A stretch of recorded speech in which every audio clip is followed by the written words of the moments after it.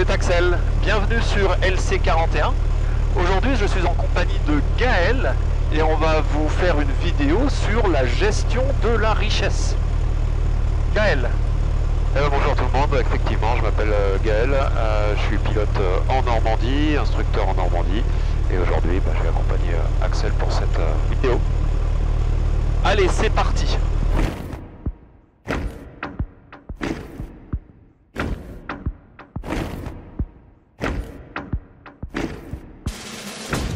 Mais que fait donc la manette rouge?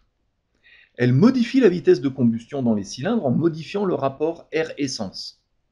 Trop riche, le moteur ne va pas développer la puissance nominale et va s'encrasser. Au fur et à mesure que l'on appauvrit, les EGT vont augmenter. Cela se lit quasiment immédiatement sur l'instrument si l'avion en est équipé. Les CHT vont aussi augmenter en raison de l'augmentation des pressions internes dans les cylindres, mais l'effet n'est pas immédiat sur les instruments. Finalement, on note aussi que la puissance moteur augmente. Sur un avion avec hélice à pas fixe, cela se traduit par une augmentation du régime moteur. Lorsque l'on atteint 80 degrés ROP, on atteint le pic de puissance appelé best power. Si on continue à appauvrir, on atteint ensuite les pics CHT et ICP, qui se trouvent au même endroit. En continuant d'appauvrir, on atteint ensuite le pic EGT, qui correspond à la combustion parfaite, où toute l'essence et tout l'air sont brûlés. Si on continue à appauvrir au-delà du pic EGT, les températures continuent à baisser et la puissance baisse rapidement. Le moteur peut commencer à vibrer si la puissance ne baisse pas de manière homogène dans tous les cylindres en raison d'une mauvaise répartition de l'essence dans les cylindres. Et pourquoi appauvrir? Pour éviter une contamination interne du moteur par des résidus de combustion, suie, boulettes de plomb. Lorsqu'un mélange excessivement riche brûle, il va créer de la suie qui va se déposer sur les bougies et autres parties internes du moteur. Cela peut provoquer des problèmes d'allumage qui vont se manifester aux essais moteurs lorsque l'on va constater qu'un cylindre s'éteint lors de la coupure d'une magnéto. Ça se manifeste aussi par des vibrations dans le moteur lorsque l'on coupe la magnéto, parce que la bougie en fonctionnement est trop encrassée pour pouvoir allumer le mélange. Si le moteur n'est pas assez chaud, et en plus le mélange contient une quantité excessive de carburant, des boulettes de plomb risquent de se former par exemple sur les bougies, allant jusqu'à court-circuiter les deux électrodes et la rendant inopérante. Des résidus de plomb risquent aussi de condenser sur les tiges de soupape d'échappement et au bout d'un certain temps empêcher le bon coulissement de la tige de soupape dans le guide, le résultat étant que la soupape se bloque. Cela peut dans le meilleur des cas se manifester par une perte de puissance passagère et dans le pire des cas entraîner la collision entre le piston et la soupape qui serait restée bloquée en position ouverte. Pour avoir la puissance nominale et atteindre les performances du manuel de vol. Pour moins polluer, pour moins consommer. Et quand faut-il appauvrir? Dans toutes les phases de vol, y compris au sol. Comment appauvrir? Cela dépend de la phase de vol et de la puissance moteur. Au sol, nous allons appauvrir très agressivement. C'est au ralenti que le moteur est le plus riche et le plus froid. C'est là qu'il a le plus de chances de s'encrasser. Le manuel de vol recommande d'appauvrir au sol, mais par peur que le pilote ne décolle avec une richesse pauvre, les clubs enseignent généralement de ne pas appauvrir au sol. Je présente une technique qui permet de s'assurer qu'il est impossible de décoller avec un mélange pauvre. Au sol, dès que l'on aura démarré le moteur, on va tirer sur la manette rouge jusqu'à ce que le moteur tousse, ou que le régime baisse. Et ensuite, on va repousser la manette rouge juste ce qu'il faut pour que le moteur tourne rond. Donc on vient de démarrer l'avion, on est plein riche, et la première chose que l'on va faire après le démarrage, c'est que l'on va appauvrir légèrement, enfin on va appauvrir agressivement, afin d'éviter les dépôts de suie et de plomb sur les bougies et les autres parties intérieures du moteur. Donc ce que je vais faire, c'est que je vais tirer sur la manette rouge. Là on entend que le moteur a commencé à... le régime a commencé à tomber un peu. Et là on est mixturé, c'est bon. On y va, on roule? Quand tu veux. Prêt à rouler? Allez. Je suis prêt à rouler. Je lâche les freins.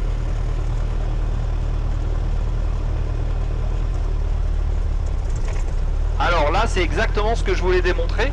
Là, quand tu as avancé la manette des gaz, ce qui s'est passé, c'est que le moteur était trop pauvre et du coup, on n'a pas la puissance. Donc ce que l'on fait, on va enrichir un petit peu et là, on voit déjà que les tours montent. Et donc l'avantage de cette procédure, c'est que si jamais on s'aligne et qu'on oublie de mettre plein riche avant de décoller, de toute manière on ne pourra pas mettre en puissance, donc il n'y a aucun danger de décoller trop riche, pardon, trop pauvre.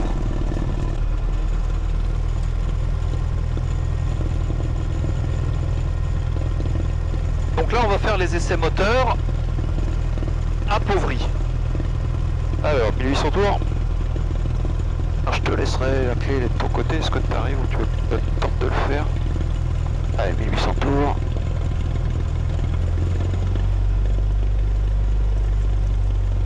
Donc là tu avances un peu la richesse, hein, parce qu'apparemment tu n'arrives pas à monter dans les tours. Ouais, c'est ça. Donc tu vas enrichir un petit peu. Voilà. Attends, plus.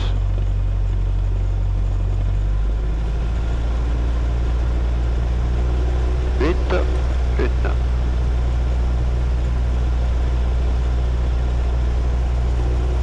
On revient. Deuxième.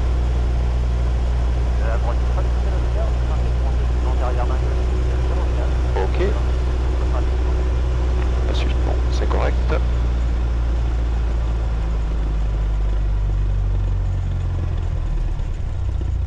Afin de réaliser les performances du manuel de vol en termes de franchissement d'obstacles, outre décoller avec la bonne configuration de volet à la bonne vitesse et monter exactement à la VX jusqu'à ce que les obstacles soient franchis, il est important que le moteur développe sa puissance nominale. On peut déterminer si le moteur développe sa puissance nominale en faisant un point fixe statique sur la piste avant de lâcher les freins et vérifier que le régime moteur est dans la fourchette indiquée par le manuel de vol. Si l'altitude pression de l'aérodrome de départ est élevée, plus de 3000 pieds par exemple, à en croire le manuel du Cessna 172 novembre, il faut appauvrir afin que le régime atteigne un pic et tourne rond. Si l'altitude pression est en dessous de 3000 pieds, on décolle en principe toujours plein riche. À moins de pratiquer des pistes en gravier, on vérifie toujours que l'on atteint bien le régime minimum au point fixe, surtout si le franchissement d'obstacles est un souci.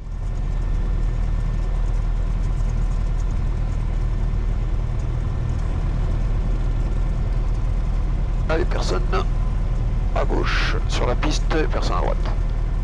Donc avant de décoller, on va faire un petit point fixe pour vérifier que le régime se situe bien entre 2065 et 2165 tours, et ce qui est spécifié en statique par le manuel de vol, et ce qui indiquera que nous avons la puissance nominale.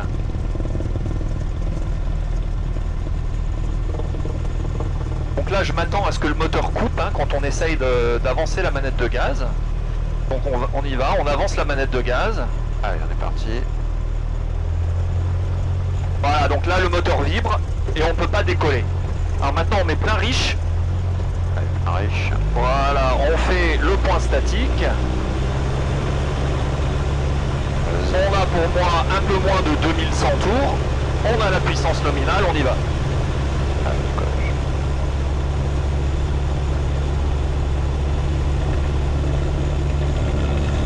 Puissance disponible. On est actif.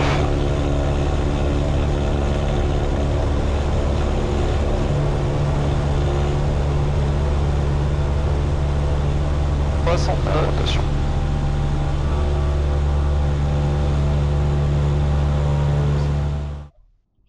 Un excès de carburant dans le mélange réduit les performances moteurs et la conséquence ultime d'un mélange trop riche est que la combustion s'arrête.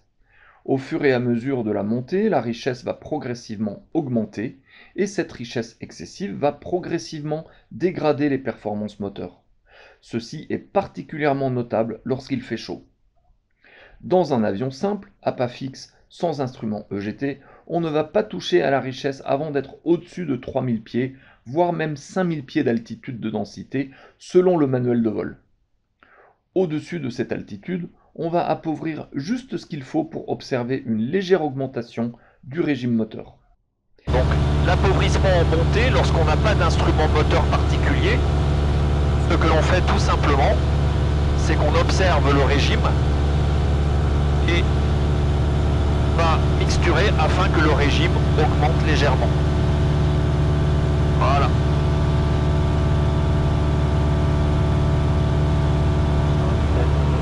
Et donc ce que je vais faire là, donc on a 500 pieds minutes, je vais pousser la richesse, je vais repousser la richesse, on va voir ce que ça nous donne comme perfo. Là déjà on entend une petite variation dans le moteur.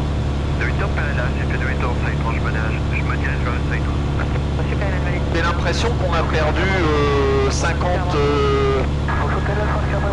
pieds minutes, non? Ouais, c'est ça. On est bien à 60. Donc là je vais réappauvrir. Voilà, là je vois que le régime remonte.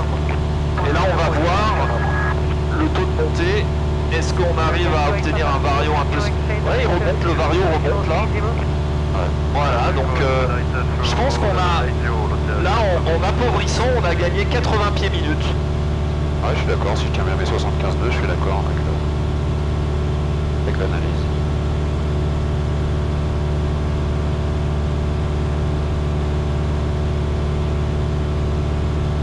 Et plus on monte, plus c'est important d'appauvrir en montée pour avoir la puissance. Pour la richesse en croisière, nous allons adopter un mélange plus riche que ce qui est recommandé par le manuel de vol.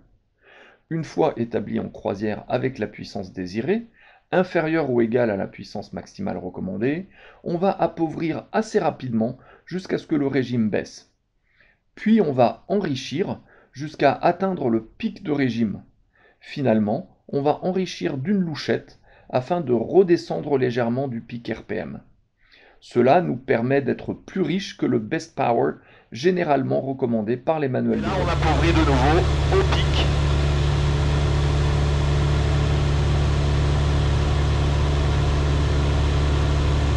Voilà, là on commence à avoir une petite baisse, on a dépassé le pic, on réenrichit, on atteint le pic et un demi-tour et c'est bon. Pour la mise en descente, nous allons réduire à 2000 tours minute afin de ne pas gagner trop de vitesse. Cela permettra d'économiser en descente une partie de l'excès de consommation en montée. Comme la résistance à l'air augmente avec le carré de la vitesse, nous n'avons aucun intérêt à adopter une vitesse plus élevée en descente que ce que nous avions en croisière.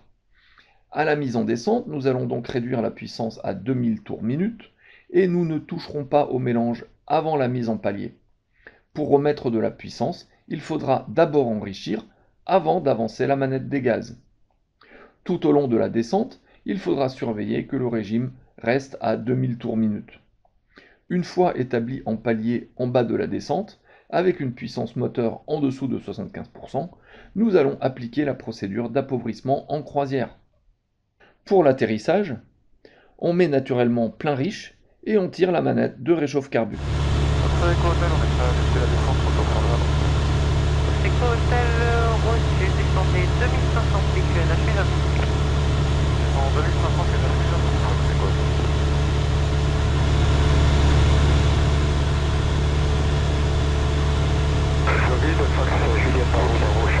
Donc pour la descente, on va réduire à 2000 tours minute.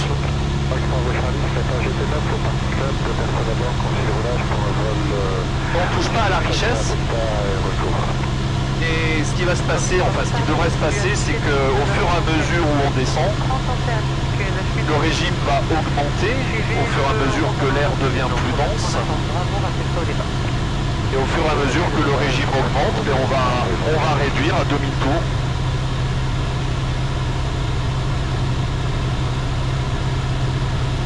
quand on arrive au POD, en bas de la descente, prenez en palier, l'ordre des choses, c'est d'abord on va augmenter la richesse, on va mettre plein riche, avant d'augmenter la puissance.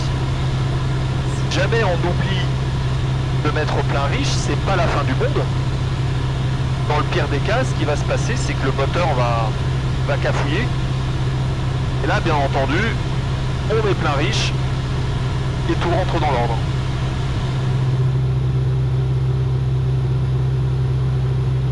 Donc pour l'instant, on n'a toujours pas mixturé. On a toujours la même richesse qu'on avait en croisière au niveau 75.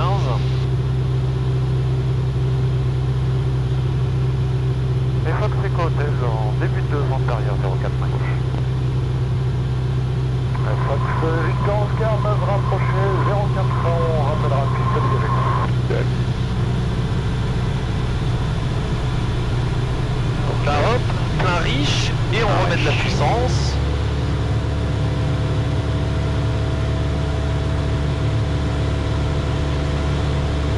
Donc avant d'augmenter la puissance, on augmente toujours la richesse.